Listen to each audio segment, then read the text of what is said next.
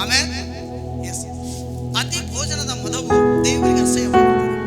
ಕಡಿಮೆ ಊಟ ನಮ್ಮ ದೇಹಕ್ಕೆ ನಿತ್ರಾಣವಾಗುತ್ತದೆ. ಈ ಎರಡರ ನಡುವೆ ಬ್ಯಾಲೆನ್ಸ್ ಆಗಿ ತೆಗೆದುಕೊಂಡು ಹೋಗೋದೇ ನಿಜವಾದ ಸೇವಕನಾಗಿರ್ತಾನೆ. ಆಮೇಲೆ ಇದ್ದಾಗ ಗಮಗಲ್ಲ, ಇಲ್ಲದೆ ಇದ್ದಾಗ ಅಯ್ಯೋ ಅನ್ನೋದಿಲ್ಲ. ಈ ಎರಡರ ಮಧ್ಯದಲ್ಲಿ Lord thank you so much for you given the little food. ಸ್ವಲ್ಪ ಊಟ ಕೊಟ್ಟಿದೆ, ಇದನ್ನು ತಿಂದು ಪ್ರಾಣವುಳ್ಳವನಾಗಿ ಬದುಕುವಂತೆ ಸಹಾಯ ಮಾಡು. ಯೆಶಾಯನ ಪ್ರವಾದನ ಗ್ರಂಥದಲ್ಲಿ ಏನು ಬರೆಯಲ್ಪಟ್ಟಿದೆ? ಯಾರು ದೇವರನ್ನು ಆರಾಧಿಸ್ತಾರೆ ಹೇಳ್ರಿ? ಬಲಿಷ್ಠ ಜನಾಂಗವು ಬಲಿಷ್ಠ ದೇವರನ್ನು ಆರಾಧಿಸುವರಾಗಿದ್ದಾರೆ.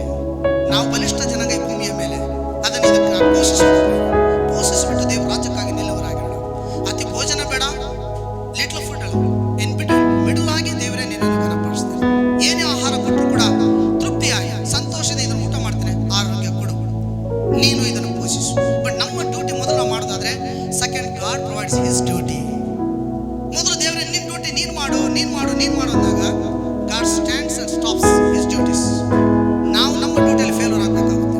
ಸೊ ನಮ್ಮ ಡ್ಯೂಟಿಯನ್ನು ದೇವರಿಗೆ ಒಪ್ಪಿಸಿಕೊಡೋಣ, ದೇವರು ತನ್ನ ಕಾರ್ಯಗಳು ನಮ್ಮಲ್ಲಿ ಮಾಡುವನಾಗಿರ್ತಾನೆ. ಆಮೇಲೆ ಹಾಗೆ ನಾವು ಹೀಬ್ರಿಯ 10:39 ಹೇಳುವ ಪ್ರಕಾರ ಏನಂತ ಅಲ್ಲಿ ಬರೆಯಲ್ಪಟ್ಟಿದೆ. ಈಗ ಹೀಬ್ರಿಯ 10:39 ಹೇಳುವ ಪ್ರಕಾರ, ನಾವಾದರೋ ಹಿಂದೆಗೆದವರಾಗಿ ನಾಶವಾಗುವವರಲ್ಲ, ನಂಬುವವರಾಗಿ ಪ್ರಾಣ ರಕ್ಷಣೆ ಬಂತ ದೇವರ ವಾಕ್ಯದಲ್ಲಿ. ಕ್ಲಿಯರ್ ಇದೆಯಾ? ಓಕೆ, ಈಗ ಬರ್ತಾ ಇದ್ದೀರಾ? ಬನ್ನಿ ನನ್ನ ಜೊತೆಗೆ. ಹೀಬ್ರಿಯ 10:39 ಹೇಳುವ ಪ್ರಕಾರ, ನಾವಾದರೂ ಹಿಂದೆಗೆದವರಾಗಿ ನಾಶವಾಗುವವರಲ್ಲ. ನಮ್ಮ ಪ್ರಧಾನಿ ಮೋದಿ ಅವರು ಈಗಲೇ ಬಿಟ್ಬಿಡು, ಯೇಸು ಸ್ವಾಮಿ ಬಿಟ್ಟರೆ ನೀನು ಉಳಿಸ್ತೀನಿ, ಇಲ್ಲಾಂದ್ರೆ ನೀನು ಸಾಯಿಸ್ಬಿಡ್ತಾನೆ ಅಂದ್ರೂ ಕೂಡ no problem, let me die to protect my soul. ನಮ್ಮ ಮುಖ್ಯಮಂತ್ರಿ ಸಿದ್ದರಾಮಯ್ಯ ಅವರು ಬಂದ್ಬಿಟ್ಟು AK-47 ಗನ್ ತಗೊಂಡ್ಬಂತು, ಯೇಸ್ವಾಮಿ ನಂಬಿದ್ರೆ ನಿನಗೆ ಇಲ್ಲೇ ಖತಮ್, ನೀನು ಬಿಟ್ಟರೆ ಮಾತ್ರ ಉಳಿಸ್ತೀನಿ ಅಂತಂದ್ರೂ ಕೂಡ no problem. I know my faith. ನನ್ನ ಪ್ರಾಣ ರಕ್ಷಣೆಗೋಸ್ಕರ I am ready to be die. ನಾವಾದರೂ ಹಿಂದೆಗೆದವರಾಗಿ ನಾಶವಾಗುವವರಲ್ಲ, ನಂಬುವವರಾಗಿ ಪ್ರಾಣ ರಕ್ಷಣೆಯನ್ನು ಹೊಂದುವವರಾಗಿದ್ದೇವೆ. ಆಮೇಲೆ ಪ್ರಾಣ ರಕ್ಷಣೆಯನ್ನು ಹೊಂದುವವರಾಗಿದ್ದೇವೆ. ನಾವು ಆತ್ಮ ದೇವರು ಕೊಟ್ಟಿದ್ದಾನ್ರಿ, ಆ ಆತ್ಮ ಆತನ ಬಳಿ ಹೋಗುತ್ತೆ. ಮಣ್ಣಿಗೆ ಪುನಃ ಸೇರಿಬಿಡುತ್ತೆ. ಉಳಿದಿದ್ದು ಒಂದು ಭಾಗ, ಆ ಭಾಗವನ್ನು ಸರಿಯಾಗಿ ಕಾಪಾಡ್ಕೊಂಡು, ಅದು ಈ ದೇಹ, ಇದು ದೇವರಿಗೆ ಗರ್ಭಗುಡಿ ಆಗಿದೆ, ಅದರಲ್ಲಿ ಪ್ರಾಣ ಇದೆ, ಅದನ್ನು ಕಾಪಾಡ್ಕೊಳ್ಬೇಕು. ನಾವು ಇದನ್ನು ಕಾಪಾಡೋದಕ್ಕಾಗಿನೇ ಆತ್ಮ ಸಹಾಯ ಮಾಡೋದು. ದೇವದೂತರು ಏನಕ್ಕಿದ್ದಾರೆ? ನಮ್ಮ ಪ್ರಾಣಗಳನ್ನು ಕಾಪಾಡೋದಕ್ಕಾಗಿದ್ದಾರೆ. ಅವರು ಕಾಲು ಕಲ್ಲಿಗೆ ತೆಗೆದ ಹಾಗೆ ನಿಮ್ಮನ್ನು ಕೈಗಳಲ್ಲಿ ನರಕಕ್ಕೆ ಪ್ರಾಣ ಆಯ್ತು, ಅದನ್ನು ನಾವು ನೋಡೋಣ. ಓಕೆನಾ? ಸೊ ಯಾಕೋಬನ ಪುಸ್ತಕ 5:20 ನೋಡುವ ಪ್ರಕಾರ, ಒಬ್ಬ ಪಾಪಿಯನ್ನು ತಪ್ಪಾದ ಮಾರ್ಗದಿಂದ ತಿರುಗಿಸಿದವನು ಅವನ ಪ್ರಾಣವನ್ನು ಮರಣಕ್ಕೆ ತಪ್ಪಿಸಿ ಬಹು ಪಾಪಗಳನ್ನು ಮುಚ್ಚಿದವನಾದನೆಂದು ತಿಳಿದುಕೊಳ್ಳಿರಿ. ಓಕೆ, ಪ್ರವಾದಿಗಳು, ಸೇವಕರು, ಸುವಾರ್ತಿಕರು, ಇವರೆಲ್ಲರ ಪ್ರವಚನಗಳು ಯಾವುದಕ್ಕಾಗಿ? ಪ್ರಾಣ ರಕ್ಷಣೆಯನ್ನು ಕೊಡೋದಕ್ಕಾಗಿ. ಪ್ರಾಣ ರಕ್ಷಣೆ, ಕೇವಲ ಪ್ರಾಣ ರಕ್ಷಣೆಗಾಗಿ ಫಸ್ಟ್ ಪೀಟರ್ ಚಾಪ್ಟರ್ 1:9 and 10, ಮೊದಲನೇ ಪೇತ್ರ 1:9-10. ಮೊದಲನೇ ಪೇತ್ರ, ಕಣ್ಣಾರೆ ನೋಡಲಿಲ್ಲವಾದರೂ ನೀವು ಕಣ್ಣಾರೆ ನೋಡಲಿಲ್ಲವಾದರೂ ಆತನನ್ನು ಪ್ರೀತಿಸುತ್ತೀರಿ. ನೀವು ಈಗ ಆತನನ್ನು ಕಾಣದಿದ್ದರೂ ಆತನಲ್ಲಿ ನಂಬಿಕೆ ಇಟ್ಟು ನಿಮ್ಮ ನಂಬಿಕೆಯ ನಿತ್ಯ ಫಲವಾಗಿರುವ ಆತ್ಮ ರಕ್ಷಣೆಯನ್ನು ಹೊಂದುವವರಾಗಿ ಹೇಳಲಶಕ್ಯವಾದ ಪ್ರಭಾವವುಳ್ಳ ಸಂತೋಷದಿಂದ ಹರ್ಷಿಸುತ್ತೀರಿ. ಆಮೇಲೆ ಆದಿಕಾಂಡ 45:5 ಯೋಸೇಫನು ಹೇಳಿರುವ ಹಾಗೆ, ನಿಮ್ಮ ಪ್ರಾಣ ಸಂರಕ್ಷಣೆಗಾಗಿ ದೇವರು ನನ್ನನ್ನು ನಿಮ್ಮ ಮುಂದೆ ಕಳುಹಿಸಿ. ಎರಡು ಆತ್ಮ ಕುರಿತು ಹೇಳಿದೆ ನಿಮಗೆ. ಒಂದು ದುರಾತ್ಮ, ಇನ್ನೊಂದು ದೇವರಾತ್ಮ. ದುರಾತ್ಮನಲ್ಲೇ ಬದುಕುವ ಪ್ರತಿಯೊಂದು ದುರಾತ್ಮ ದೇವರ ರಾಜ್ಯದಲ್ಲಿ ಸೇರ್ತದೆ. ಪ್ರತಿಯೊಂದು ದೇವರಾತ್ಮನಲ್ಲಿರುವಂಥ ಪ್ರತಿಯೊಂದು ದೇವರಾತ್ಮವು ದೇವರಾಜ್ಯದಲ್ಲಿ ಸೇರ್ತದೆ. ಎರಡು ಭಾಗ ಇದೆ. ಪ್ರತಿಯೊಬ್ಬ ಮನುಷ್ಯನಲ್ಲಿ ಎರಡು ರೀತಿಯಾಗಿರ್ತಕ್ಕಂಥ ಸ್ಥಳಗಳಿದ್ದಾವೆ. ಅಬ್ರಹಾಮನ ಸತ್ತನು ಈಗ ನೇರವಾಗಿ ದೇವರಾಜ್ಯದಲ್ಲಿ ಇದಾನ. ಭಿಕ್ಷುಗಾರನ ಸತ್ತನು ನೇರವಾಗಿ ದೇವರಾಜ್ಯದಲ್ಲಿ ಇದ್ದಾನ.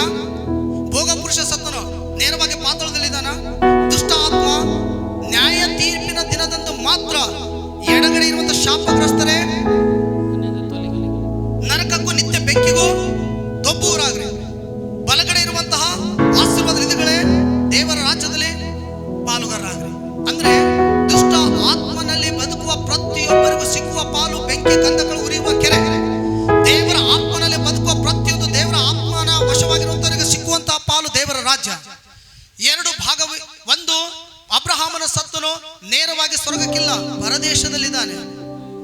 ಆತನ ಜೊತೆಗೆ ಭಿಕ್ಷುಗಾರನು ಕೂಡ ಪ್ರದೇಶದಲ್ಲೇ ಇದ್ದಾನೆ. ಪರದೇಶ ಅನ್ನೋದು ಸ್ವರ್ಗ ಅಲ್ಲ ಪ್ರೇರೆ, ಅದು ನೀತಿವಂತರು ಸತ್ತ ಮೇಲೆ ಆ ಒಂದು ಪ್ರದೇಶದಲ್ಲಿ ಪ್ರೊಟೆಕ್ಷನ್ಸ್ ಕೊಡುವಂತ ಸ್ಥಳವಾಗಿರ್ತದೆ. ಪಾಪಾತ್ಮರು ಸತ್ತ ಮೇಲೆ ಪಾತಾಳ, ಅದು ನರಕ ಅಲ್ಲ, ಪಾತಾಳ, ಅಲ್ಲಿ ವೇದನೆ ಇರುತ್ತೆ. ಬಟ್ ಬೆಳಿ ಸಿಂಹಾಸ ತೀರ್ಪು ಆದ ಮೇಲೆ, ಕೊನೆಯ ತೀರ್ಪು, ನ್ಯಾಯ ತೀರ್ಪು ಆದ ಮೇಲೆ ಸ್ವರ್ಗ ನರಕ ಬರ್ತದೆ. ಸೊ ಅದು ಕಾನ್ಸೆಪ್ಟ್ ಇಸ್ ಅದರ್ಸ್. ಯಾಕೆನಾ ಯೇಸು ಸ್ವಾಮಿ ಹೇಳಿದ್ದಾರೆ, ನಿನ್ನ ಆತ್ಮವನ್ನು ಕಾಪಾಡಿಕೊ ಅಂತ ಹೇಳಿದ್ರೆ, ಆತ್ಮ ದೇವ್ರು ಕೊಟ್ಟಿದ್ದಾರೆ. ದೇವರು ಪ್ರಸಂಗಿ 12:7 ಸ್ಪಷ್ಟಪಡ್ತಾ ಇದೆಯಲ್ಲ. ಬಟ್ ಇಲ್ಲಿ ದುರಾತ್ಮ ಹೊಂದಿರುವಂತ ವ್ಯಕ್ತಿಗಳು ಸತ್ತ ತಕ್ಷಣ ಇಮಿಡಿಯೇಟ್ಲಿ ಪಾತಾಳಕ್ಕೆ ಹೋಗ್ತಾರೆ. ಅವರು ನೋ ಎಕ್ಸ್ಕ್ಯೂಸ್. ನ್ಯಾಯ ತೀರ್ಪಿನ ದಿನದಲ್ಲಿ ದೇವರು, ದೇರ್ ಇಸ್ ನೋ ಎಕ್ಸ್ಕ್ಯೂಸ್. ಯೆರೆಮೀಯ 38:20, ನಿನ್ನ ಪ್ರಾಣವು, ಗಮನಿಸಿ, ಯೆರೆಮೀಯ 38:20, ಜೆರೆಮೀಯ ಚಾಪ್ಟರ್ 38:20, ನಿನ್ನ ಪ್ರಾಣವು ಸಂರಕ್ಷಣೆ ಆಗುವುದೆಂಬುದಾಗಿ ಹೇಳ್ತಾ ಇದೆ ಆ ವಚನ. Don't be confuse. ದುರಾತ್ಮ ಇದೆ, ಸತ್ಯ ಆತ್ಮ ಇದ್ದಾನೆ, ಎರಡು ಆತ್ಮ ಇದ್ದಾನೆ. ಯೇಸು ಸ್ವಾಮಿ ಹೇಳಿದ್ದು ದುರಾತ್ಮನಿಗೆ, ನೀನು ಆ ಪಾತಾಳಕ್ಕೆ ನರಕಕ್ಕೆ ಹೋಗೋನಾಗಿದೆ. ದೇವರ ಆತ್ಮ ಹೊಂದಿಕೊಂಡ್ರೆ ಪ್ರತಿಯೊಬ್ಬರು ಯಾರೇ ಆಗಿರಲಿ ಅವರು ದೇವರ ರಾಜ್ಯದಲ್ಲಿ ಬರ್ತಾರೆ ನ್ಯಾಯ ತೀರ್ಪಿನ ದಿನ ಆದ ಮೇಲೆ. ಅಲ್ಲಿವರೆಗೂ ನಾವು ಸತ್ರು ಕೂಡ ಪ್ರದೇಶದಲ್ಲೇ ಇರ್ತೀವಿ. ಪಾಪಿಗಳ ಸತ್ರು ಕೂಡ ಪಾತಾಳದಲ್ಲಿ ಇರ್ತಾರೆ. ಪಾತಾಳ ಅನ್ನೋದು ನರಕ ಅಲ್ಲ, ಇನ್ನು ಪ್ರದೇಶ ಅನ್ನೋದು ಸ್ವರ್ಗ ಅಲ್ಲ. ಬಟ್ ಯಾರ್ಯಾರ ಹೆಸರುಗಳು ಜೀವಬಾದ್ರ ಪಟ್ಟಿಯಲ್ಲಿ ಬರೆದಿಟ್ಟರು ಅವರೆಲ್ಲರಿಗೂ ಸಿಗುವಂಥದ್ದು ಸ್ವರ್ಗನೇ ಲಾಸ್ಟ್. ಬಟ್ ಯಾರ್ಯಾರ ಹೆಸರುಗಳು ಜೀವಬಾದ್ರ ಪಟ್ಟಿಯಲ್ಲಿ ಬರೆದಿಲ್ಲವೋ ಅವರೆಲ್ಲರಿಗೂ ಸಿಗುವಂತಹ ತೀರ್ಪು ಪಾತಾಳ, ಇದು ನರಕ ಅಂತ ಹೇಳ್ತಾರೆ. ಇನ್ನು ಯಾರು ಕೂಡ ನರಕಕ್ಕೆ ಹೋಗಿಲ್ಲ, ಯಾರು ಕೂಡ ಸ್ವರ್ಗಕ್ಕೆ ಹೋಗಿಲ್ಲ ಈ ದಿನ ತನಕ. ಎಲ್ಲರೂ ಆಯಾ ಸ್ಥಳದಲ್ಲಿ ಪ್ರದೇಶ ಮತ್ತು ಪಾತಾಳದಲ್ಲಿ ಇದ್ದಾರೆ. ಯಾವಾಗ ನಮ್ಮ ಕರ್ತನಾದ ಯೇಸು ಸ್ವಾಮಿ ಹಾರ್ಮಗಿದನ್ ಯುದ್ಧ ಆದ ಮೇಲೆ ಈ ಒಂದು ಭೂಮಿಯನ್ನು 1000 ವರ್ಷಗಳ ಕಾಲ ಆತನ ಜೊತೆಗೆ ನಾವು ಆಳ್ವಿಕೆ ಮಾಡಿ ಆದ ಮೇಲೆ ಬಿಳಿ ಸಿಂಹಾಸನ ತೀರ್ಪು, ಅಲ್ಲಿವರೆಗೂ 1000 ವರ್ಷಗಳ ಕಾಲ ಸೈತನ ಬಂಧಿಸಲ್ಪಡ್ತಾನೆ. ಪ್ರಕಟಣೆ ಪುಸ್ತಕ ಹೋದ್ರೆ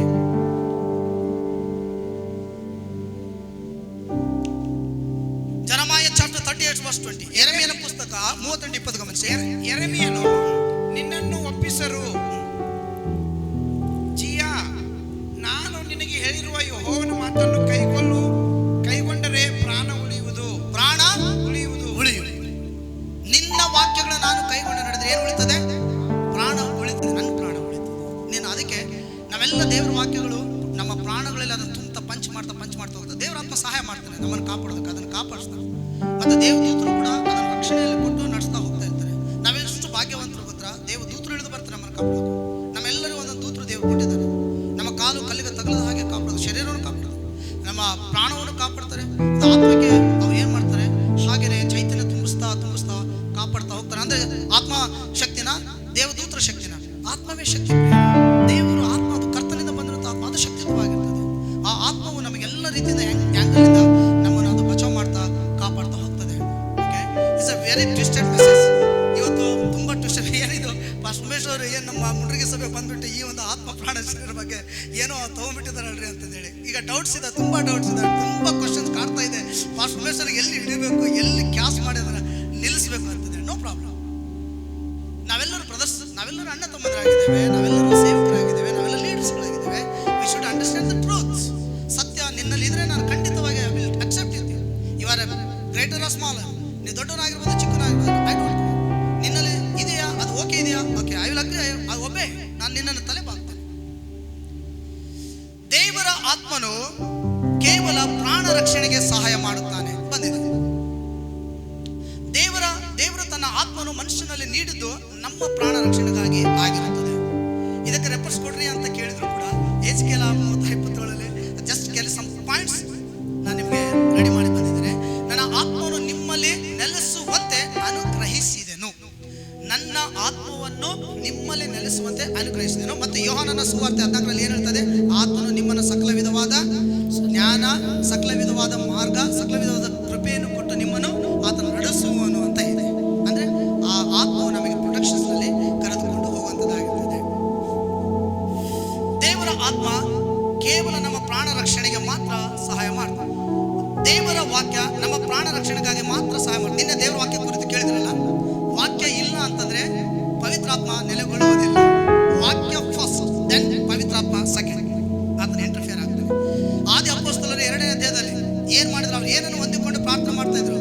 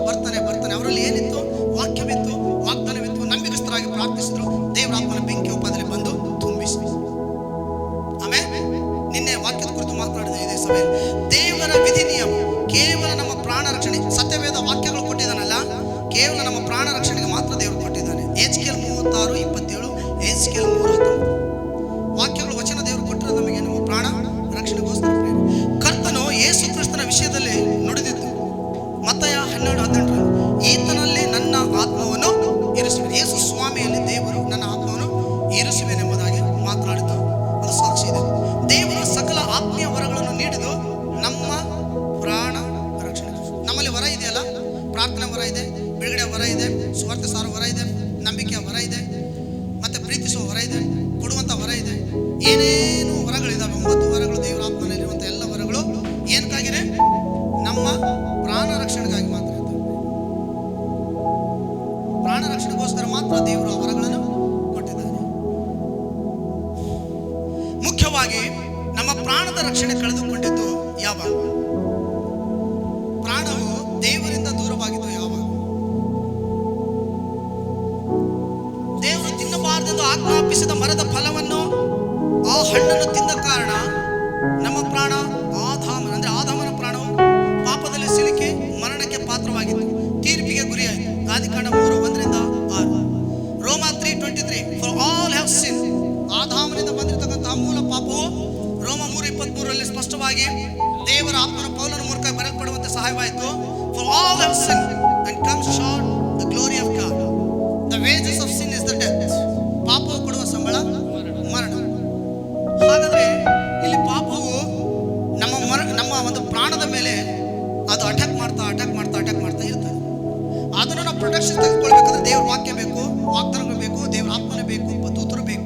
ಅದನ್ನು ಕಾಪಾಡಿಕೊಳ್ಳೋದಕ್ಕೆ ಅವರೆಲ್ಲ ಸಹಾಯ ಮಾಡ್ತಾ ಇರ್ತಾರೆ. ಬಟ್ ನಮ್ಮ ಉದ್ದೇಶ ಏನು? ಈ ದೇಹ ಒಂದು ದೇವರಿಗೆ ಮೀಸಲಾಗಿ ಗರ್ಭಗುಡಿಯಾಗಿ ಪರಿಶುದ್ಧವಾಗಿ ಇದನ್ನು ಕಾಪಾಡಿಕೊಳ್ತಾ ಹೋಗೋದಾದ್ರೆ ಮಾತ್ರ ದೇವರ ಆತ್ಮನೆ ನೆಲೆಗೊಂಡು ದೂತರು ನಮ್ಮನ್ನು ಕಾಪಾಡಿ ಪ್ರಾಣ ರಕ್ಷಿಸಿ ನಡೆಸ್ತಾರೆ. ಆಮೇಲೆ ದಿಸ್ ಇಸ್ ಅ ಕಾನ್ಸೆಪ್ಟ್.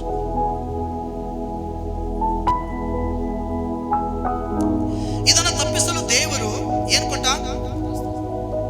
ಪಾಪದ ವಿಮೋಚನೆ ಆಗುತ್ತೆ. ನಮ್ಮ ಪ್ರಾಣ ರಕ್ಷಿಸೋದಕ್ಕಾಗಿ, ನಾವೆಲ್ಲರೂ ಸ್ವರ್ಗದಲ್ಲಿ ಹೋಗೋದಕ್ಕೆ, ನಮ್ಮ ಪ್ರಾಣ ಸ್ವರ್ಗದಲ್ಲಿ ಹೋಗೋದಕ್ಕಾಗಿ ದೇವರು ಮಾಡಿದ ನಿಯಮ, ಉಡಂಬಡಿಕೆ ಏನ್ರಿ?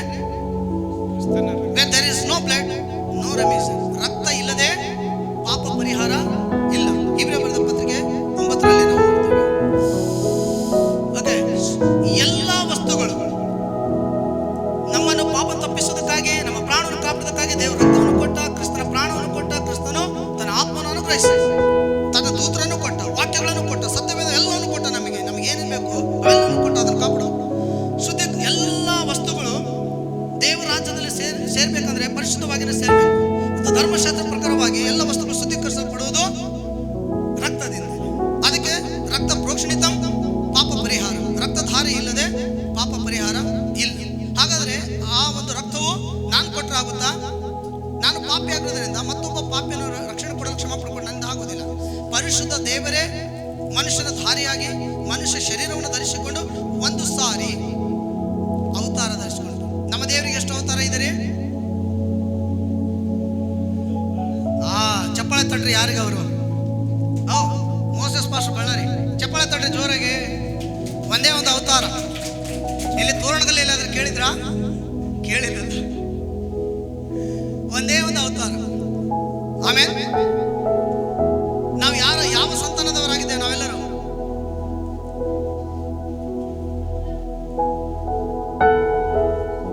ಯಾರ ಸಂತಾನದವರಾಗಿದ್ದೇವೆ? ಅದಕ್ಕಿಂತ ಮುಂಚೆ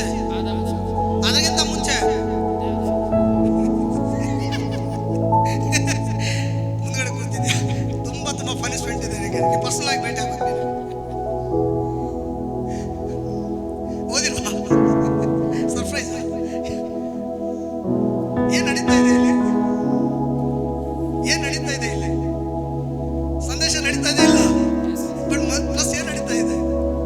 ಕನ್ಫ್ಯೂಸ್ ನಡೀತಾ ಇದೆ. ಗಲಾತ್ಯ 4 ಹೋದ್ರೆ ಸ್ಪಷ್ಟ ಮಾಡು.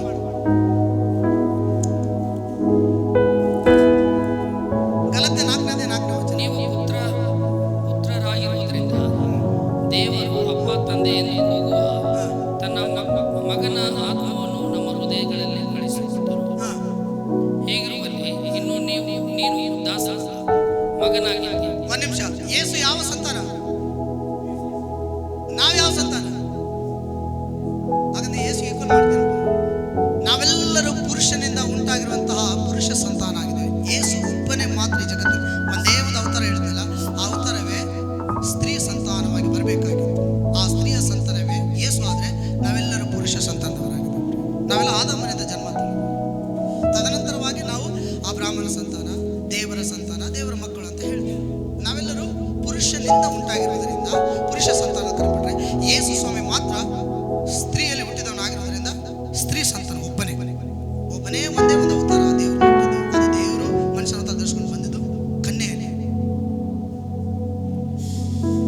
ಅದೇ ಈ ಗಲಾತ್ಯ 4:4 ಈಗ ಅದು ಸ್ಪಷ್ಟ ಮಾಡಿ. ಆದರೆ ಕಾಲವು ಪರಿಪೂರ್ಣವಾದಾಗ ದೇವರು ತನ್ನ ಮಗನನ್ನು ಕಳಿಸಿಕೊಟ್ಟನು.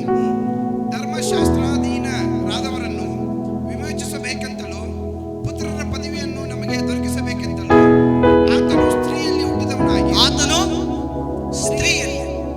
ಸ್ತ್ರೀಯಲ್ಲಿ ಹುಟ್ಟಿದವನಾಗಿ ಅಂದ್ರೆ ಕ್ರಿಸ್ತನು ಒಬ್ಬನೇ ಸ್ತ್ರೀ ಸಂತಾನ. ಸ್ತ್ರೀಯಲ್ಲಿ ಕನ್ಯೆಯಲ್ಲಿ ಮಾತ್ರ ಆತನ ಜನ್ಮ ತಾಳಿ ಬರ್ತಾನೆ. ಆತನ ಹಿಂಗೆ ಬರಬೇಕಾಗಿತ್ತು. ಆತನ ಬಿಟ್ಟರೆ ನಾವೆಲ್ಲರೂ ಜಗತ್ತಿನಲ್ಲಿರುವ ಪ್ರತಿಯೊಂದು ಮಾನವ ಕುಲ ಪುರುಷನಿಂದ ಜನ್ಮ ತಾಳಿದವಾಗಿದೆ. ನಾವೆಲ್ಲ ಪುರುಷನ ಸಂತಾನ. ಯೇಸು ಮಾತ್ರ ಸ್ತ್ರೀ ಸಂತಾನ.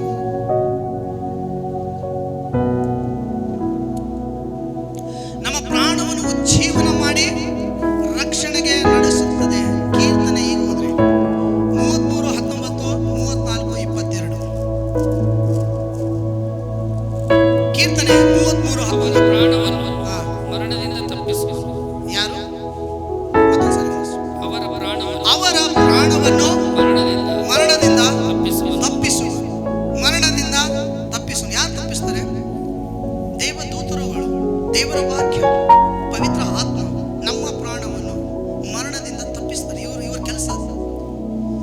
ಬಟ್ ಅವರಿಗೆ ಸ್ಥಳ ಕೊಡಬೇಕು. ನಾವು ಅವಕಾಶಗಳು ನಾವು ಕೊಟ್ಟರೆ ಮಾತ್ರ ಈ ಕಾರ್ಯಗಳು ದೇವದೂತರು, ಪವಿತ್ರ ಆತ್ಮನು ವಾಕ್ಯಗಳು ಮಾಡ್ತಾ ಹೋಗ್ತೇವೆ. ನಿನ್ನೆ ಒಂದು ಪ್ರಶ್ನೆ ಕೇಳಿದೆ, ಯೇಸುವಿನ ಮತ್ತೊಂದು ಹೆಸರು ಏನು? ವಾಕ್ಯ. ಹಾ, ಸರಿ ಉತ್ತರ ಕೊಟ್ಟಿದ್ದಾರೆ. ನಮ್ಮ ದಿಲೀಪಿಗೆ ಚಪ್ಪಾಳೆ ತಟ್ರಿ. ಸರಿ ಉತ್ತರ ಕೊಟ್ಟ ಚಪ್ಪಾಳೆ ತಟ್ರಿ. ನಿನ್ನೆ ಅವ್ರಿಗೆ ಕೇಳಿದೆ, ಅವ್ರು ಉತ್ತರ ಕೊಡಲಿಲ್ಲ. ಇವತ್ತು ಅಲರ್ಟ್ ಆಗಿಬಿಟ್ಟಿದ್ದಾರೆ. ಕೇಳಿದಾರಲ್ಲ ನಿನ್ನೆ ವಾಕ್ಯ. ಯೇಸು ಸ್ವಾಮಿ ಮತ್ತೊಂದು ಹೆಸರು ಆದಿಯಲ್ಲಿ ವಾಕ್ಯವಿತ್ತು, ಆ ವಾಕ್ಯವು ದೇವರ ಬಳಿಯಲ್ಲಿತ್ತು, ಆ ವಾಕ್ಯವು ನಮ್ಮ ಮಧ್ಯದಲ್ಲಿ ನರಾವತಾರ ಎತ್ತಿಕೊಂಡು ವಾಸಿಸಿತ್ತು ಅಂತ ಇದೆ. ಇಲ್ಲ 12:13 ಹೋದ್ರೆ ಮುಂದೆ ಕರೆಕ್ಟಾ? ಯೇಸುವಿನ ಮತ್ತೊಂದು ಹೆಸರೇನು? ವಾಕ್ಯ. ನನಗೆ ಯಾರೋ ಒಬ್ರು ಪ್ರಶ್ನೆ ಕೇಳಿದ್ರು, ಯೇಸುವಿನ ಮತ್ತೊಂದು ಹೆಸರು. ಯೇಸುವಿನ ಇಮಾನುವೇಲ, ಆ ಜೊತೆಗಿರುವವ ರಕ್ಷಕ, ಅದು ಇದು ಅನ್ಕೊಂತ ಇದ್ದೆ. ಅವ್ರು ನನ್ನ ತಲೆನ ತಿಂದ್ಬಿಟ್ರು. ಕೊನೆಗೆ ಅವ್ರಿಗೆ ನಾನು ನಮಸ್ಕಾರ ಮಾಡಿದೆ. ನೀವಾದ್ರೆ ಹೇಳಿ ನಮಸ್ಕಾರ ಮಾಡ್ಬೇಕಂತೆ ಅವ್ರಿಗೆ. ಯಾಕಂತಂದ್ರೆ ಅವ್ರ ಹತ್ರ ತೆಗಿಬೇಕಲ್ಲ, ಗೆಬರ್ಬೇಕಲ್ಲ ಅಂತ ಹೇಳಿದ್ರು. ನಾನು ಹೇಳ್ತೀನಿ ನೋಡು, ಇದನ್ನು ಯಾರಿಗೆ ಹೇಳ್ಬೇಡ ಅಂತ. ಇವತ್ತು ನಾನು ನಿಮ್ಮ ಮುಂದ್ಗಡೆ ಹೇಳ್ತಾ ಇದ್ದೇನೆ. ಅವ್ರು ಹೇಳಿದ್ರೆ ಇದನ್ನು ಯಾರು ಹೇಳ್ಬೇಡ, ನಾನು ನಿಮಗೆ ಹೇಳ್ತಾ ಇದ್ದೇನೆ. ಯೇಸುವಿನ ಮತ್ತೊಂದು ಹೆಸರು ವಾಕ್ಯ, ವರ್ಡ್. ಆ ವಾಕ್ಯವೇ ನಮ್ಮ ಮಧ್ಯದಲ್ಲಿ ನೆಲೆಗೊಂಡಿದೆ, ವಾಸಿಸ್ತಾ ಇದೆ. ಈಗಲೂ ಕೂಡ ಇದೆ. ಸತ್ಯವೇದ ನಮ್ಮ ಪ್ರಾಣವನ್ನು ಉಜ್ಜೀವನ ಮಾಡಿ ರಕ್ಷಣೆಗೆ ನಡೆಸುವಂತಹ ಶಕ್ತಿ ವಾಕ್ಯದಲ್ಲಿ ಪವಿತ್ರಾತ್ಮ ಇದೆ. ಮತ್ತೆ 34:22 ಗಮನಿಸಿ. ಯೆಹೋವನು ತನ್ನ ಸೇವಕರ ಪ್ರಾಣವನ್ನು ಯೆಹೋವನು ತನ್ನ ಸೇವಕರ ಪ್ರಾಣವನ್ನು ವಿಮೋಚಿಸ್ತಾನೆ. ಅಲ್ಪ ಎಂದನು ಕೂಡ ಎಣಿಸುವುದಿಲ್ಲ ಅಂತ ಬರೆಯಲ್ಪಟ್ಟಿದೆ. ಮತ್ತೆ ವಿಮೋಚಿಸುತ್ತಾನೆ. ಎಲ್ಲಿಂದ ವಿಮೋಚಿಸ್ತಾನೆ? ನರಕದಿಂದ ವಿಮೋಚಿಸ್ತಾನೆ, ಸೈತನ ಹತೋಟಿಯಿಂದ ವಿಮೋಚಿಸ್ತಾನೆ, ಪಾತಾಳದಿಂದ ವಿಮೋಚಿಸ್ತಾನೆ, ಶಾಪಗಳಿಂದ ವಿಮೋಚಿಸ್ತಾನೆ, ಅಂಧಕಾರ ಕ್ರಿಯೆಗಳಿಂದ ವಿಮೋಚಿಸಿ ದೇವರ ರಾಜ್ಯದಲ್ಲಿ ಸೇರಿಸ್ತಾನೆ. ಯೆಹೋವನು ತನ್ನ ಸೇವಕರ ಪ್ರಾಣವನ್ನು ವಿಮೋಚನೆ ಮಾಡಿ.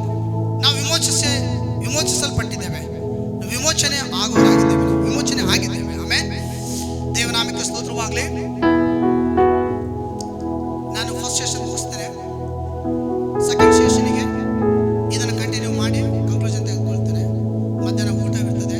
1 ನಿಮಿಷಗಳ ಕಾಲ ನಮ್ಮನ್ನು ತಗ್ಗಿಸಿಕೊಂಡು ನಾವು ಈ ಒಂದು ವಾಕ್ಯ ಅರ್ಥವಾಗುವಂತೆ ಮತ್ತು ಈ ಭಾಗ ಪ್ರಾಣದ ರಕ್ಷಣೆಯ ಕುರಿತು ದೇವರ ಆತ್ಮವನ್ನು ಸಹಾಯ ಮಾಡಿ ನಮ್ಮನ್ನು ಅರ್ಥ ಮಾಡಿಕೊಳ್ಳುವಂತೆ ನಮ್ಮ ಆತ್ಮಿಕ ಕಣ್ಣುಗಳು ತೆರೆಯಲ್ಪಡುವುದಕ್ಕಾಗಿ ಈ ಸಮಯದಲ್ಲಿ ನಾವೆಲ್ಲರೂ ಸೇರಿ 1 ನಿಮಿಷಗಳ ಕಾಲ ನಾವು ಪ್ರಾರ್ಥನೆ ಮಾಡೋರಾಗೋಣ.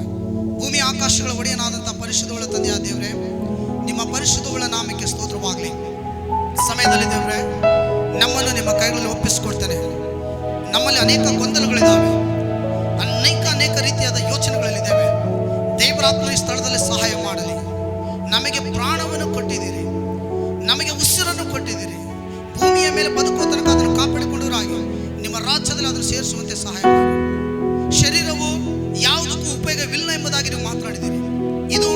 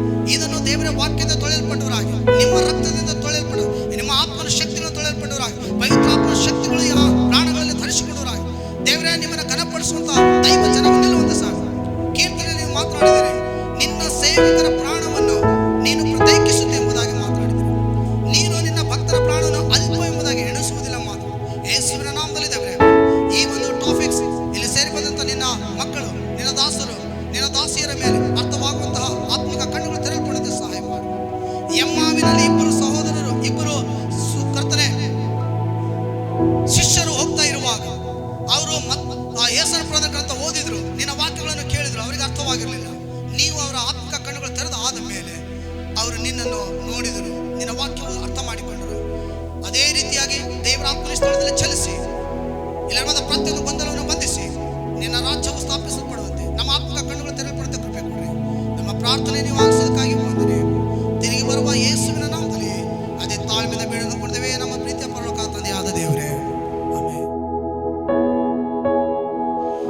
ದೇವರ ಪರಿಶುದ್ಧಗಳ ನಾಮಕ್ಕೆ ಸ್ತೋತ್ರವಾಗಲಿ. ಬಹು ಸುಂದರವಾಗಿರ್ತಕ್ಕಂತಹ ಈ 2ನೇ ದಿನಕ್ಕೆ ಕರ್ತನು ಕಾಲಿಡುವಂಥ ಕೃಪೆಯನ್ನು ಕೊಟ್ಟಿದ್ದಾನೆ.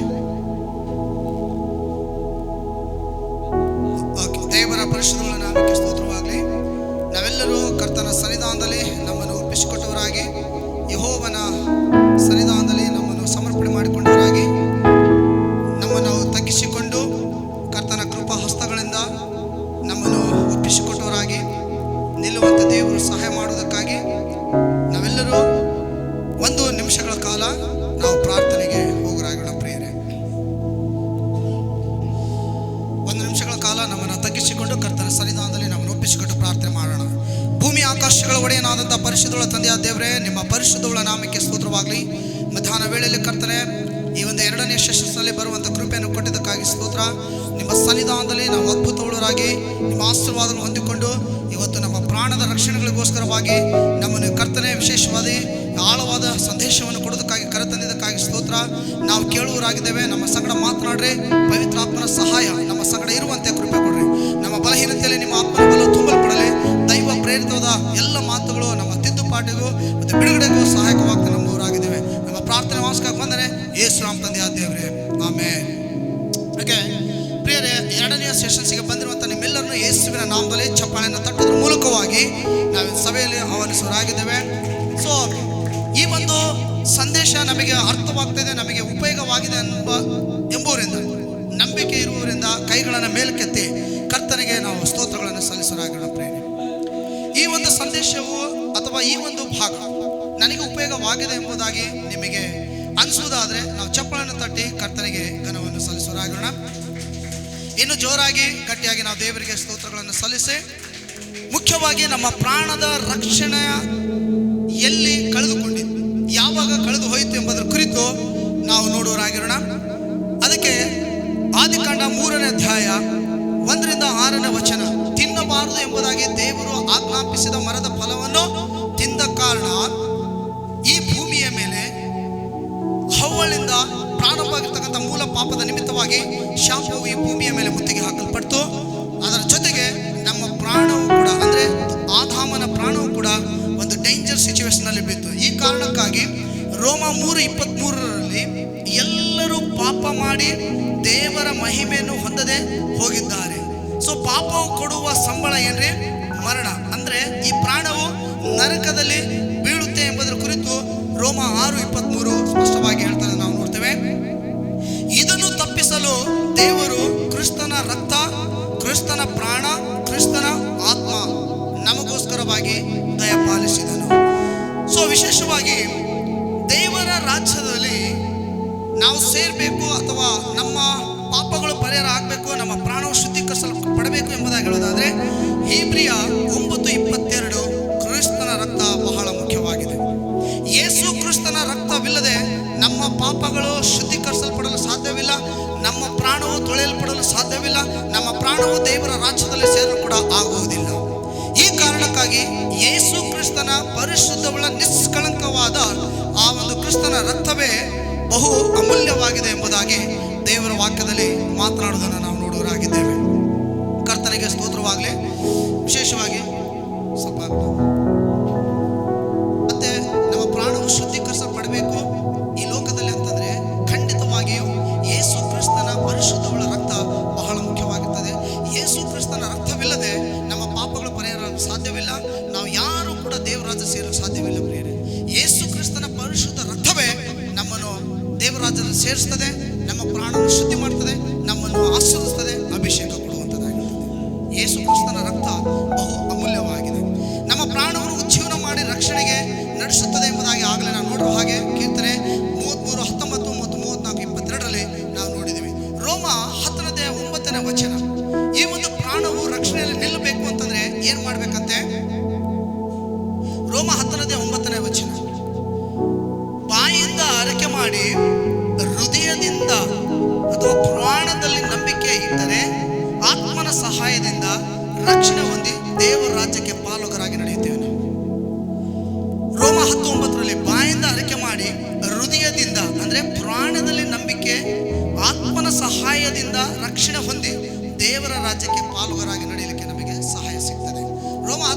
ಅಥವಾ ಅದು ಅರಿಕೆ ಅಂತ ಹೇಳ್ತದೆ.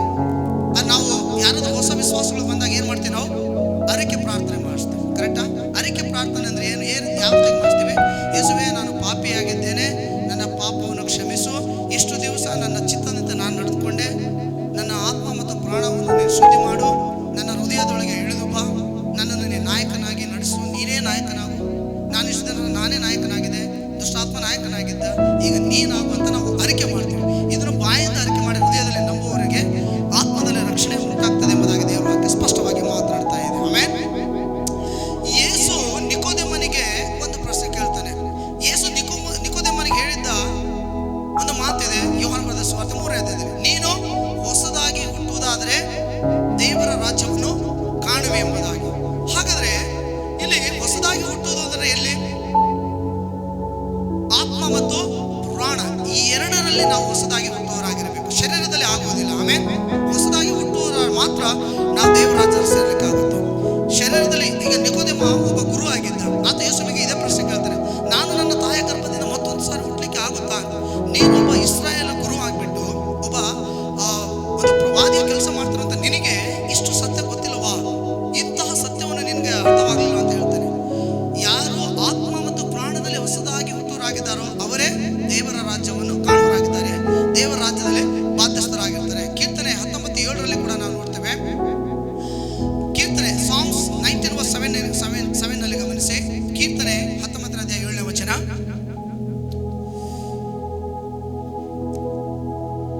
ಕೀರ್ತನೆ 19ನೇ ಅಧ್ಯಾಯ 7ನೇ ವಚನ ಪ್ರಿಯರೇ.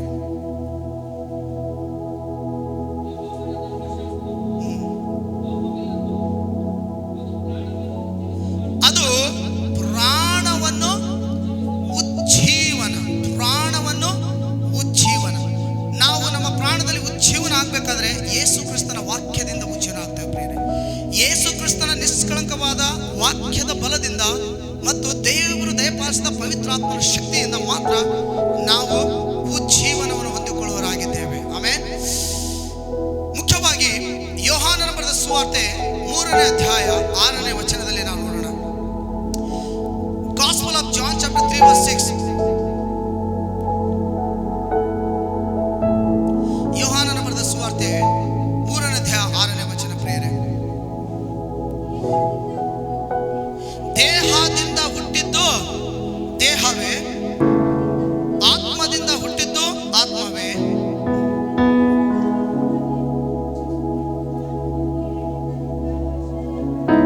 ಓಕೆ, ದೇಹದಿಂದ ಹುಟ್ಟಿದ್ದು ದೇಹ, ಆತ್ಮದಿಂದ ಹುಟ್ಟಿದ್ದು ಆತ್ಮ. ಅದರ ಮಧ್ಯದಲ್ಲಿ ಯಾಕೆ ಪ್ರಾಣವನ್ನು ದೇವರು ಮಾತನಾಡಿಲ್ಲ? ಪ್ರಾಣವು ಕರ್ತನಿಗಾಗಲೇ ನಮಗೆ ಕೊಟ್ಬಿಟ್ಟಿದ್ದಾನೆ.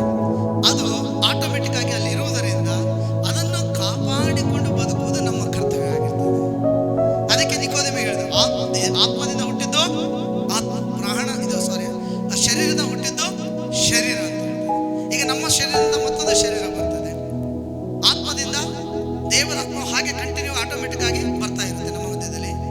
ಪ್ರಾಣವು ಅದನ್ನು ಉಳಿಸಿಕೊಂಡು ಬದುಕುವುದು ನಮ್ಮ ಜವಾಬ್ದಾರಿ ಆಗಿರ್ತದೆ. ಆಮೇಲೆ ನಿತ್ಯ ಆತ್ಮ, ಓಕೆ, ನಿತ್ಯ ಆತ್ಮ ಬದಲಾಗುತ್ತೆ.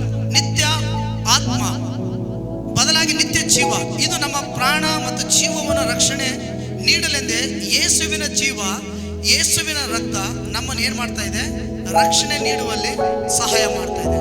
ಯೇಸುವಿನ ಜೀವ ನಮ್ಮ ಒಳಗಡೆ ಇರ್ತದೆ, ಯೇಸುವಿನ ಪ್ರಾಣ ನಮ್ಮ ಒಳಗಡೆ ಅದು ಸಪೋರ್ಟಿವ್ ಕೊಡ್ತದೆ, ಯೇಸುವಿನ ರಕ್ತ ಅದು ನಮ್ಮ ಸಕಲ ಪಾಪಗಳನ್ನು ತೊಳೆದು ಶುದ್ಧಿ ಮಾಡಲಿಕ್ಕೆ ಸಹಾಯ ಮಾಡ್ತದೆ. ಅದಕ್ಕೆ ಯೇಸುವಿನ ರಕ್ತ, ಯೇಸುವಿನ ಜೀವ, ಯೇಸುವಿನ ಆತ್ಮ ನಮಗೆ ಬಹಳ ಮುಖ್ಯವಾಗಿದೆ. ಯೋಹಾನ ಬರೆದ ಸುವಾರ್ತೆಯಲ್ಲಿ 14ನೇ ಹೇಳ್ತಾನೆ, ನಾನು ಮೇಲಿನ ಲೋಕಕ್ಕೆ ಏರಿ ಹೋದಾಗ ಬೇರೊಬ್ಬ ಸಹಾಯಕನನ್ನು ನನ್ನ ಹೆಸರಿನಲ್ಲಿ ಕಳಿಸು. ಹಾಗಾದ್ರೆ ನಮಗೆ ಯೇಸುವಿನ ಆತ್ಮ ಬಹಳ ಮುಖ್ಯ, ಯೇಸುವಿನ ಜೀವ, ಯೇಸು ಕೊಟ್ಟಿರ್ತಕ್ಕಂಥ ರಕ್ತ ಇದು ಯಾಕೆ ನಮಗೆ ಮುಖ್ಯ? ನಮ್ಮ ಪಾಪಗಳು ಕ್ಷಮಾಪಣೆ, ನಮ್ಮ ಪ್ರಾಣ ಉಜ್ಜೀವನ, ನಮ್ಮ ದೋಷಗಳು ಕ್ಷಮಾಪಣೆ ಮತ್ತು ನಾವು ಮಾಡುವಂತಹ ಎಲ್ಲ ಅಪರಾಧಗಳನ್ನು ಮನ್ನಿಸಿ ದೇವರಾಜ್ಯ ಸೇರಿಸೋದಕ್ಕಾಗಿ ರಕ್ತ ಅವಶ್ಯಕತೆ. ಅಂದರೆ ಜೀವ ನಮಗೆ ಅವಶ್ಯಕ. ಕ್ರಿಸ್ತನ ಜೀವ, ಕ್ರಿಸ್ತನ ವಾಕ್ಯ, ಕ್ರಿಸ್ತನ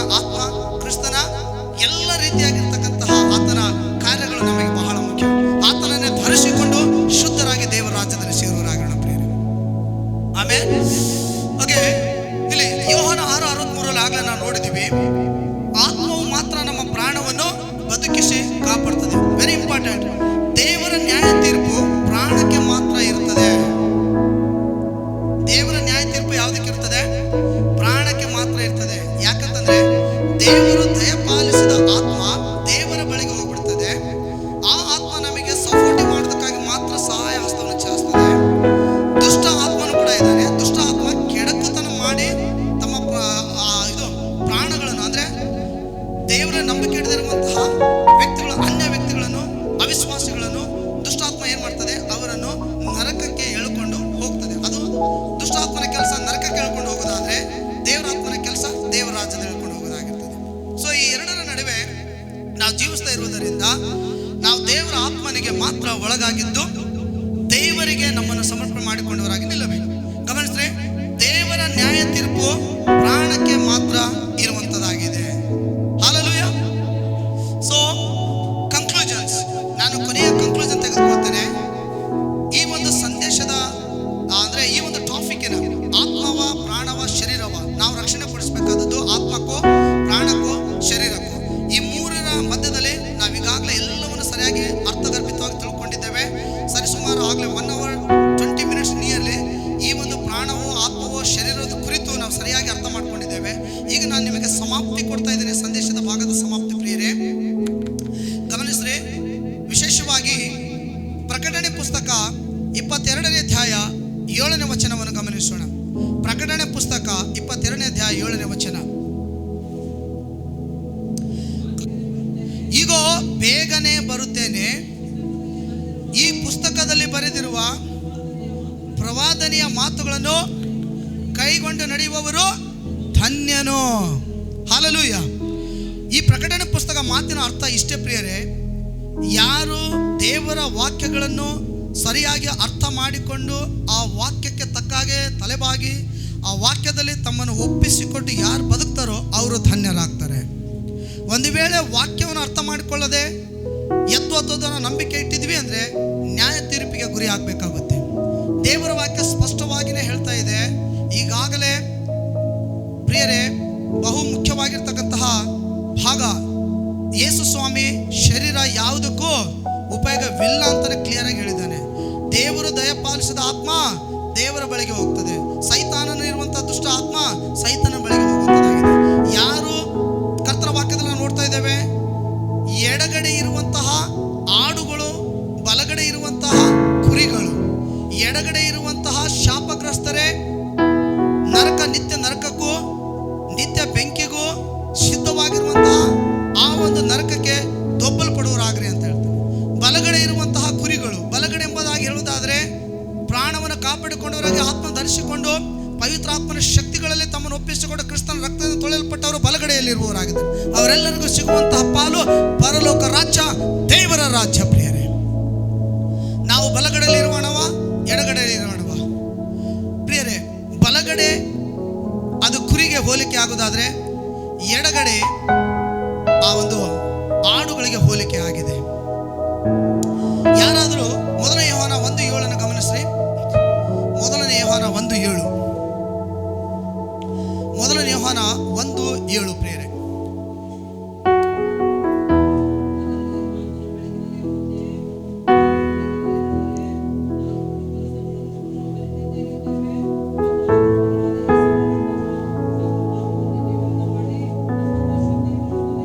ಆಮೆನ್.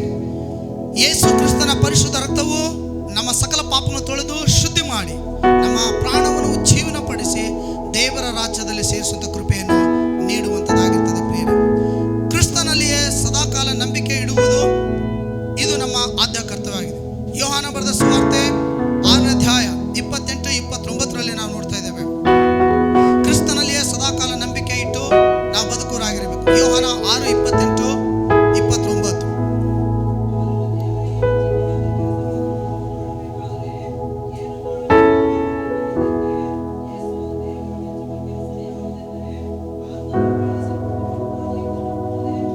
ನಂಬಿಕೆ, ಪ್ರತಿದಿನಾಲು ಕರ್ತನ ನಾಮದ ನಂಬಿಕೆ ಇಟ್ಟವರಾಗಿ ಆತನ ರಕ್ತದಿಂದ ನಮ್ಮ ಪ್ರಾಣಗಳು ತೊಳೆಯಲ್ಪಟ್ಟವರಾಗಿ ಇನ್ನೂ ನೀತಿವಂತರಾಗಿ ಕಾಪಾಡಿಕೊಳ್ತಾ ಬದುಕಬೇಕು. ಪ್ರಕಟಣೆ ಪುಸ್ತಕದಲ್ಲಿ 22ನೇ ಅಧ್ಯಾಯ, ಮೈಲಿಗೆ ಆಗಿರುವವನು ತನ್ನನ್ನು ಇನ್ನೂ ಹೆಚ್ಚಾಗಿ ಮೈಲಿಗೆ ಮಾಡಿಕೊಳ್ಳಲಿ, ಪರಿಶುದ್ಧನು ಇನ್ನೂ ಹೆಚ್ಚಾಗಿ ಪರಿಶುದ್ಧನಾಗಲಿ. ಕೊನೆಯ ದಿನಮಾನಗಳ ಬದುಕ್ತಾ ಇದ್ದೇವೆ. ದೇವರ ಮಕ್ಕಳಾದ ನಾವು ಪರಿಶುದ್ಧತೆಯನ್ನು ಕಾಪಾಡಿಕೊಂಡು ನಿತ್ಯ ಜೀವಕ್ಕೆ ಬಾಧ್ಯರಾಗೋಣ ಪ್ರಿಯರೇ. ನಮ್ಮಲ್ಲಿರುವಂಥ ಪ್ರತಿಯೊಂದು ಗಲೀಜುಗಳನ್ನು ತೊಳೆಯಲ್ಪಟ್ಟವರಾಗಿ ನೀತಿವಂತರಾಗಿ ನಿಲ್ಲುತ್ತಾ ಕರ್ತನ ಸೇವೆಯಲ್ಲಿ ನಮ್ಮನ್ನು ಒಪ್ಪಿಸಿಕೊಟ್ಟು ಬದುಕುವವರಾಗಿರೋಣ. ಕ್ರಿಸ್ತನ ಪುನರುತ್ಥಾನದಲ್ಲಿ ನಂಬಿಕೆ ಇಡುವುದು. ಯೋಹಾನ 11ನೇ ಅಧ್ಯಾಯ ಅದರ 25-27ನೇ ವಚನ ಪ್ರಿಯರೇ. ಯೋಹಾನನ ಬರೆದ ಸುವಾರ್ತೆ 11ನೇ ಅಧ್ಯಾಯ 25-27. ನಾನೇ ಪುನರುತ್ಥಾನವು ಜೀವವೂ ಆಗಿದ್ದೇನೆ.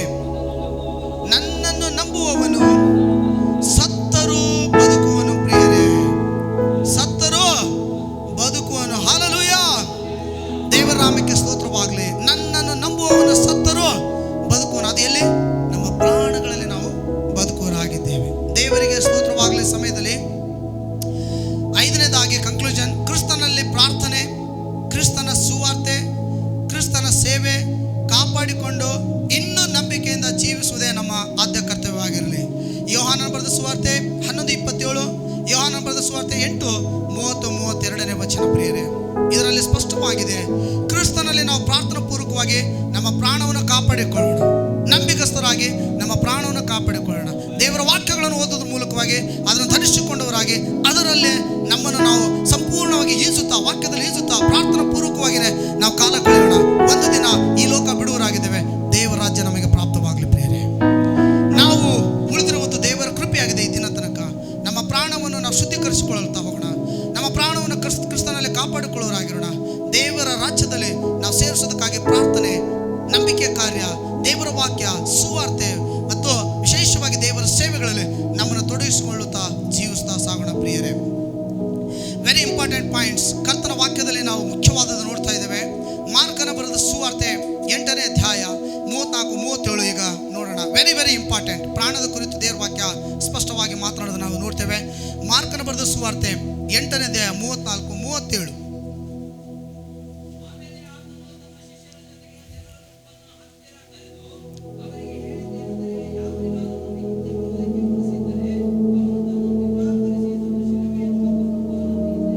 ಆಮೇನ್. ಓಕೆ, ಮುಂದೆ 35. ತನ್ನ ಪ್ರಾಣವನ್ನು ಉಳಿಸಿಕೊಳ್ಳಬೇಕೆಂದಿರುವವನು ಅದನ್ನು ಕಳಕೊಳ್ಳುವನು. ಆದರೆ ನನ್ನ ನಿಮಿತ್ತವಾಗಿಯೂ ಸುವಾರ್ತೆಯ ನಿಮಿತ್ತವಾಗಿಯೂ ತನ್ನ ಪ್ರಾಣವನ್ನು ಕಳಕೊಂಡವನು ಅದನ್ನು ಉಳಿಸಿಕೊಳ್ಳುವನು. ಹಾಗಾದರೆ ನಮ್ಮ ಪ್ರಾಣವು ಕ್ರಿಸ್ತನಿಗಾಗಿ ಮಾತ್ರ ಇರಲಿ ಪ್ರಿಯರೇ. ಕ್ರಿಸ್ತನಿಗಾಗಿಯೇ ಅದು ಸೇವೆ ಮಾಡುವುದಾಗಿರಲಿ. ನಮ್ಮ ಪ್ರಾಣವು ನಮಗೆ ಸೀಮಿತವಾದ ನಮ್ಮ ಜೊತೆಗೆ ಇದ್ದರೂ ಅದು ನಮ್ಮದೇ ಆಗಿದ್ರೂ ಕೂಡ ಅದು ಕರ್ತನಿಗೆ ಒಪ್ಪಿಸಿಕೊಡುವರಾಗಿರೋಣ. ಅದು ನಮ್ಮ ಕಂಟ್ರೋಲ್ನಲ್ಲಿ, ನಮ್ಮ ನಾಯಕತ್ವದಲ್ಲಿ ಹೇಳ್ಕೊಂಡು ಹೋಗೋದು ಬೇಡ. ನಮ್ಮ ಪ್ರಾಣವನ್ನು ಯಾರಿಗೆ ಕೊಡೋಣ? ಕರ್ತನ ಕೈಯಲ್ಲಿ ಕೊಡೋಣ. ಒಬ್ಬ ಮನುಷ್ಯನ ಮುಂದೆ ಹಾಗೇನೇ ಇದೆ. ಓಕೆ, 36 ಒಬ್ಬ ಮನುಷ್ಯನು, ಬ್ರದರ್ ದಿಲೀಪ್ ಅವರು ಆಗಲೇ ಒಬ್ಬ ಮನುಷ್ಯನು ಲೋಕವನ್ನೆಲ್ಲ ಸಂಪಾದಿಸಿಕೊಂಡು ತನ್ನ ಆತ್ಮ ನಷ್ಟಪಡಿಸ್ಕೊಂಡ್ರೆ ಹೇಳಿದ್ರು. ಬಟ್ ದೇವ್ರ ವಾಕ್ಯ ಈ ರೀತಿಯಾಗಿ ಹೇಳ್ತಾ ಇದೆ ಪ್ರಿಯರೇ. ದೇವ್ರ ವಾಕ್ಯ ಸ್ಪಷ್ಟವಾಗಿ ಮಾತಾಡ್ತಾ ಇದೆ. ಒಬ್ಬ ಮನುಷ್ಯನು ಲೋಕವನ್ನೆಲ್ಲ ಸಂಪಾದಿಸಿಕೊಂಡರು ಪ್ರಾಣ ನಷ್ಟಪಡಿಸಿಕೊಂಡರೆ ಅಂತ ಇದೆ. ಏನು ಲಾಭ ಅಂತ ಇದೆ. ಈ ಕಾರಣಕ್ಕಾಗಿ ಇವತ್ತು ದೈವಚನವೇ ನಮ್ಮ ಪ್ರಾಣವನ್ನು ಕಾಪಾಡಿಕೊಳ್ಳೋದ್ರಲ್ಲಿ ನಾವು ಮಗ್ನರಾಗ್ತಾ ಸಾಗೋಣ. ಈಗ ಅಂತ್ಯ ದಿನ ಪ್ರಿಯರೇ. ಒಬ್ಬ ಮನುಷ್ಯನು ಲೋಕವನ್ನು ಸಂಪಾದಿಸಿಕೊಂಡ್ರೆ ತನ್ನ ಆತ್ಮ ನಷ್ಟಪಡಿಸಿಕೊಂಡ್ರೆ ಅಂತ ಇಲ್ಲ, ತನ್ನ ಪ್ರಾಣ ನಷ್ಟಪಡಿಸಿಕೊಂಡ್ರೆ ಅವನಿಗೇನು ಲಾಭ ಏನು? ಈಗ ನಾವೆಲ್ಲವನ್ನು ಕಟ್ತಾ ಇದ್ದೇವೆ, ನಮ್ಮ ಪ್ರಾಣವೇ ನರಕದಲ್ಲಿ ಬಿದ್ದರೆ ಅದರಿಂದ ಏನು ಲಾಭ? ಈ ಕಾರಣಕ್ಕಾಗಿ ಇದು ವೆರಿ ವೆರಿ ಇಂಪಾರ್ಟೆಂಟ್. ಕ್ರಿಸ್ತನು ಆಡಿದ ಮಾತು ಪ್ರಿಯರೇ. ಈ ಮಾರ್ಕ ಬರೆದ ಸುವಾರ್ತೆ 8:34-37 ನೀವು ನನ್ನನ್ನು ಹಿಂಬಾಲಿಸುವುದಾದರೆ ನಿಮ್ಮ ಶಿಲುಬೆಯನ್ನು ಹೊತ್ತುಕೊಂಡು ನನ್ನನ್ನು ಹಿಂಬಾಲಿಸಿರಿ. ನನ್ನ ನಿಮಿತ್ತವಾಗಿ ನಿಮ್ಮ ಪ್ರಾಣ ನಷ್ಟಪಡಿಸಿಕೊಂಡ್ರೆ ಅದನ್ನು ಪರಲೋಕ ರಾಜ್ಯದಲ್ಲಿ ಹೊಂದುವಿರಿ. ನಿಮ್ಮ ನಿಮಿತ್ತವಾಗಿ ನಿಮ್ಮ ಪ್ರಾಣ ನಷ್ಟಪಡಿಸಿಕೊಂಡ್ರೆ ಅದನ್ನು ನೀವು ಕಳೆದುಕೊಳ್ಳುವಿರಿ. ಮುಖ್ಯವಾಗಿ 36 ಒಬ್ಬ ಮನುಷ್ಯನು ಲೋಕವನ್ನೆಲ್ಲ ಸಂಪಾದಿಸಿಕೊಂಡು ತನ್ನ ಪ್ರಾಣ ನಷ್ಟಪಡಿಸಿಕೊಂಡ್ರೆ ಏನು ಪ್ರಯೋಜನ? ನಾವು ಅಕ್ಕಪಕ್ಕದ ಹೇಳೋಣವ, ನಮ್ಮ ಸೇವಕರಿಗೆ ಕೈ ಹಿಡಿದು ಹೇಳೋಣ, ನಿನ್ನ ಪ್ರಾಣವನ್ನು ಕಾಪಾಡಿಕೊ. ನಮ್ಮ ಪ್ರಾಣ ಕಾಪಾಡು, ನಮ್ಮ ಜವಾಬ್ದಾರಿ. ಯೇಸು ಮೇಲೆ ಹೇಳ್ತಾ ಇದ್ದಾನೆ, ಒಬ್ಬ ಮನುಷ್ಯ ಲೋಕವನ್ನೆಲ್ಲ ಸಂಪಾದಿಸಿಕೊಂಡು ತನ್ನ ತನ್ನ ಪ್ರಾಣವನ್ನು ನಷ್ಟಪಡಿಸಿಕೊಂಡರೆ ಬಿರುಗಾಳಿ, ಪವಿತ್ರಾತ್ಮನ ಬಿರುಗಾಳಿಗಳು ಹೇಳ್ತಾ ಇದ್ದಾವೆ, ಯೇಸುವಿನ ಇದೆ. ದೇವರ ಆತ್ಮನ ಸ್ಥಳದಲ್ಲಿ ಚಲಿಸ್ತಾ ಇದ್ದಾನೆ ಯೇಸುವಿನ ನಾಮದಲ್ಲಿ. ಒಬ್ಬ ಮನುಷ್ಯನು ಲೋಕವನ್ನೆಲ್ಲ ಸಂಪಾದಿಸಿಕೊಂಡು ತನ್ನ ಪ್ರಾಣ ನಷ್ಟಪಡಿಸಿಕೊಂಡ್ರೆ ಅವನಿಗೇನು ಲಾಭ? ಆ ಕಾರಣಕ್ಕಾಗಿ ನಮ್ಮ ಕ್ರಿಸ್ತನ ಮಾತುಗಳನ್ನು ನಾವು ಹೊಂದಿಕೊಳ್ಳೋಣ. ಸತ್ಯ ವೇದವು ನಮ್ಮ ಕೈಯಲ್ಲಿ ಕೊಟ್ಟಿದ್ದಾನೆ, ಅದನ್ನು ಅರ್ಥ ಮಾಡಿಕೊಳ್ಳೋಣ. ಇನ್ನು ಆಳವಾಗಿ ಪ್ರಿಯ ದೇವಜನರೇ, ಪ್ರಿಯ ದೇವ ಸೇವಕರೇ, ಪ್ರಿಯ ದೇವ ಸುವಾರ್ತಿಕರೇ, ನಾವು ಈ ವಾಕ್ಯಗಳನ್ನು ಸರಿಯಾಗಿ ಅರ್ಥ ಮಾಡಿಕೊಂಡು ಅದನ್ನು ಹೊಂದಿಕೊಂಡವರಾಗಿ ಆ ಕೊಂಡಿಯಲ್ಲಿ ನಮ್ಮನ್ನು ಒಪ್ಪಿಸಿಕೊಟ್ಟು ನಮ್ಮ ಪ್ರಾಣ ಕಾಪಾಡಿಕೊಂಡು ದೇವರಾದಲ್ಲಿ ಸೇರಿಸೋಣ ಪ್ರಿಯರೇ. ಅದಕ್ಕಾಗಿನ ದೇವರ ಆತ್ಮ ಇದ್ದಾನೆ, ಅದಕ್ಕಾಗಿನ ವಾಕ್ಯಗಳು ಇದ್ದಾವೆ, ಅದಕ್ಕಾಗಿನ ದೇವರು ನಮಗೆ ನಂಬಿಕೆಯನ್ನು ಕೊಟ್ಟಿದ್ದಾನೆ. ದೇವರಿಗೆ ಸ್ತೋತ್ರವಾಗಲಿ. ಸೊ ವಿಶೇಷವಾಗಿ ಈಗಾಗಲೇ ಇಲ್ಲಿ ಇದೆ ಏನಂತಂದ್ರೆ, is a man gone, man is gone, ಆ ಮನುಷ್ಯನೇ ಹೋಗ್ಬಿಟ್ಟಲ್ಲಿ.